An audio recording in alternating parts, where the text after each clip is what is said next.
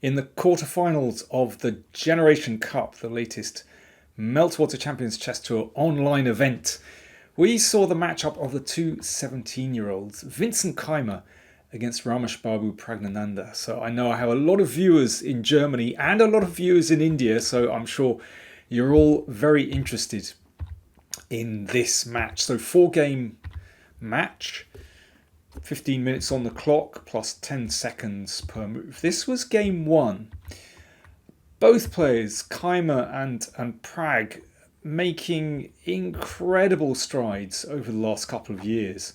And you know, they're already stars in the chess world. So who would come out on top here? Very interesting opening.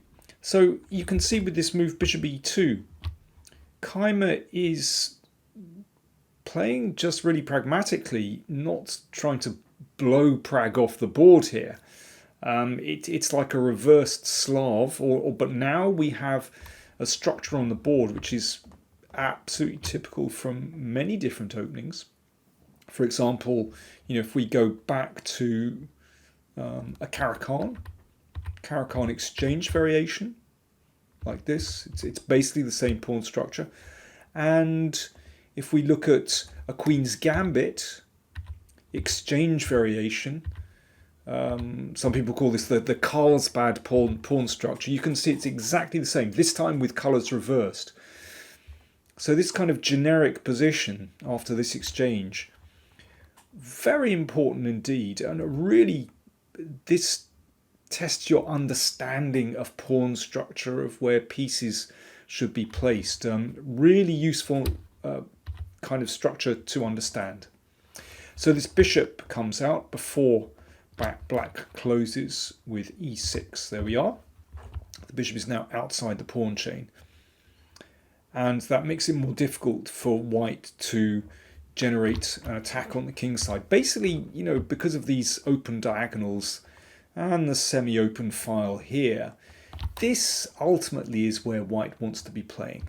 Whereas for black wants to be trying to get this so-called minority attack going on the queen side. You know, black would like to play b5, b4. This minority attack weakens black's structure here.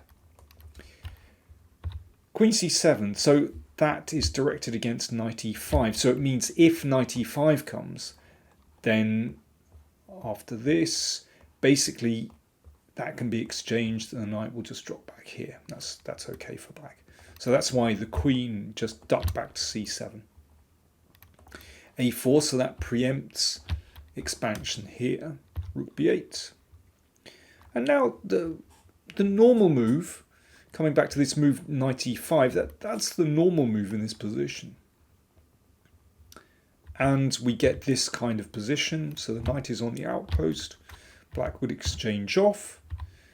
And, you know, this is a very typical position. I mean, I would say it's very balanced. But of course, exchanging all those pieces just sort of flattens the position a little bit. It's harder for white to generate winning chances. And Keymer is more ambitious. First of all, he gives the bishop a kick. It drops back to h5. And now bishop d3. So this bishop comes to this important diagonal. The only problem is you have to get out of this pin. But he does that with queen e2.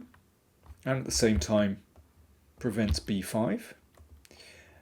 Rook e8, useful move because often that pawn can come under fire. Queen e3, so this steps out of this pin and gets ready to play knight e5. Pragg decides to play bishop g6 to counter this important bishop on d3. And Keymer exchanges. In fact, it's possible to bring the bishop back to f1. It's just another way of playing, but he exchanges, and this is an ambitious move. Although you think, well, exchanging, why is that ambitious? Well, it's about the structure that's created. In theory, this is actually quite a healthy pawn structure for black. You know, these pawns are sort of clumped together, but it's all about that g5 square. can white use that maybe for a queen, sometimes for a knight, but also sometimes you can advance that h-pawn to open up black's king position. This is what this is about, this exchange. So knight e5. Now, if you play knight g5 straight away, then you always have to watch out for black breaking with e5. That's why this rook is here, or one of the reasons. So knight e5, the knight hits the outpost.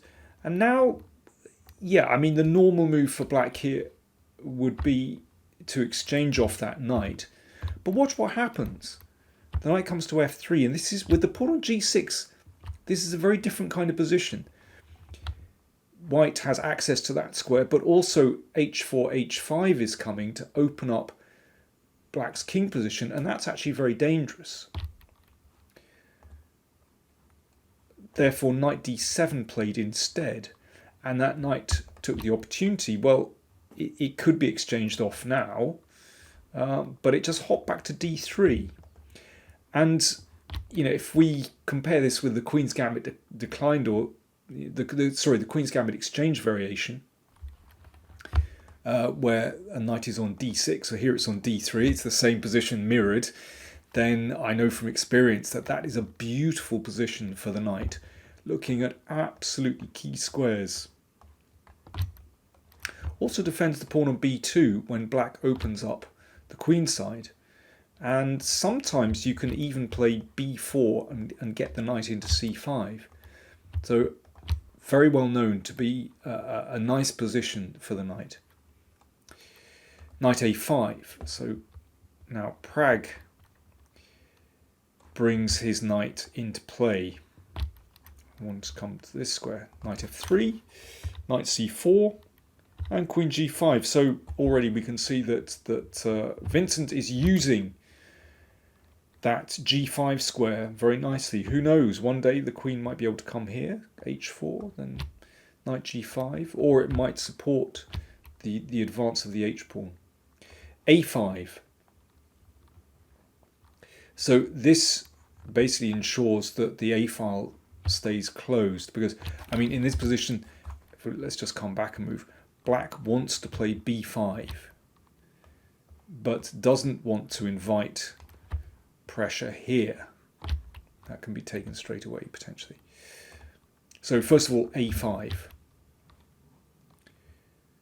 and now with rook c1, Keymer gets ready to defend that b pawn with the rook. Knight d6, the knight comes back. Well, also a nice square for the knight because it's looking at these squares. And who knows, that queen might come in here to attack this and attack this. So that's why queen f4 was played. That just pegs black back. So there's a bit of a pin here, keeps an eye on the knight. Rook c8. So, I mean, this is an incredibly complex position with this manoeuvring going on. And both sides, you know, looking to, well, Pragg looking to play on the queen side, Keymer looking to get some kingside attack. And yeah, now we can see that g5 square being used again. And in combination with the rook, well, all these pieces, this is quite menacing. So that's why the knight came back to f8. h4, there we go. You see, you've got something to hook on here. You can prise the position open with h5. Pragg seeks counterplay, needs it on the queen side, and well, not bad, but you can see how well placed the knight is on d3, just defending that pawn here. Queen g4, there we go, prepping h5, knight d7, but of course h5 will be met by knight f6, so the queen drops back to h3, and that keeps an eye on this pawn. You know, this is pretty dangerous actually. One sees this so often in the Caro exchange variation or in the Queen's Gambit, where the counter-attack on, or the attack on the semi-open e-file comes good. You can see that breaking through there would really damage the king side. So knight f6, yeah, packing the king side. Looks very reasonable to prevent h5. Rook e2. Extra defense for here, but also potentially looking to double here. Rook cb8. Okay, more pressure here on the b file. So rook c2. Okay, more defense. So, you know, there's very interesting balance between attack and defense for both sides. Fascinating position. Knight e5. I mean, temperamentally, I would prefer to have the attacking position here. Those knights look really menacing, but black is defending pretty well, and there is nice counterplay on the queen side, as we're going to see. And Keymer decides, okay, don't want to mess around anymore. g4. He's clearly a bit passively placed here, having to defend, and so he just needs to go all in on the king side. Pragg sacks a pawn in order to break through, and this is already looking very dangerous. Rook a1. He's looking to double on the first rank, and that will be very painful. Rook a2. So Keymer wants to exchange rooks. Black could exchange rooks here and just go rook b3. I mean, that is pretty dangerous. Certainly, you know, nice to drag the rook away. That's one possibility. But no, rook d1. He is intent on doubling on the first rank, but Keymer won't have anything of that. Rook b2. Make sure this rook isn't coming in. And now Pragg goes for rook a8. Now this is pushing very hard. Have a think. How would you play for white in this position? White play. Cheers.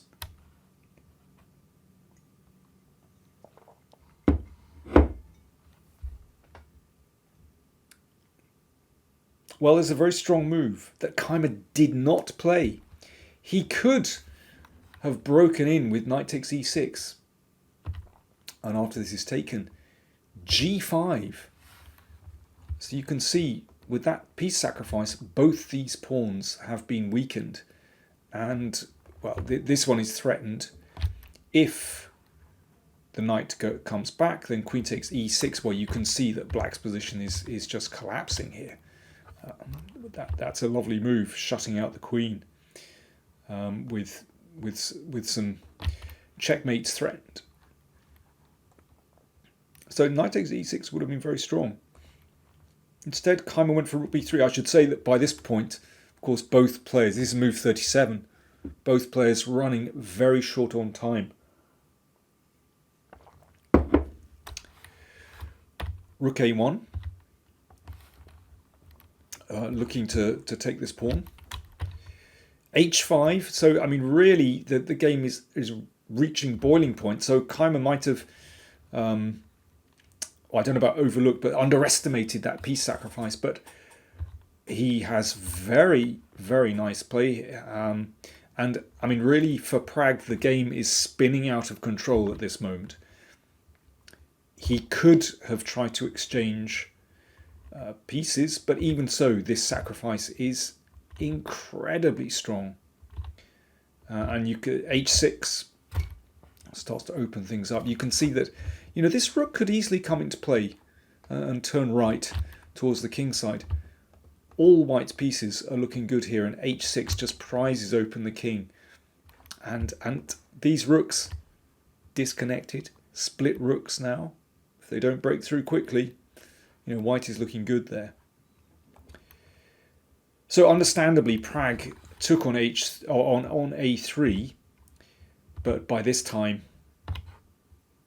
I'm afraid the moment has passed for black. h6 is just too strong.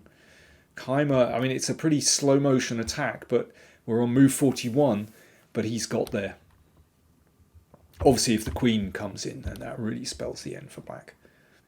So rook takes pawn, but now white to play and win. What are you going to do? Are you ready? h7 check, King has to block. And now Keymer played knight G takes f7 check, and that was enough to force resignation. So if Pragg, for example, plays queen takes, well, you're a queen down. That's the end. And if knight takes, knight g6 is checkmate. So an absolutely convincing and crushing win from Keymer by the end there. But actually, a very tense game. There's another winning move here that my computer suggests, which is queen takes e6, which is also fun. Of course, if that's taken, then that's another beautiful checkmate. But hey, let's not quibble. That is really very powerful indeed. Let's just have that on the board. Knight takes and knight g6 checkmate. Yeah, very tense game, but very well played by Keymer, keeping his chances alive on the king side. Now that was the first game. Two very close draws after that, and then Keymer won a very tense fourth game. So Vincent Keymer won the match by 3-1 and goes through into the semi-final, where his reward is a match against Magnus Carlsen. I'm really looking forward to that. Keymer looking very sharp, 17 years old, and Carlsen was praising him yesterday as one to watch, and he's been very impressed by him over the last couple of years. In the other semi-final, we have Arjun Erigaisi against Liem Lei from Vietnam. Also an interesting matchup. Erigaisi playing so well at the moment, but Lei is pretty good at rapid plays. That's going to be an interesting one. Hope you enjoyed that. Thanks for watching.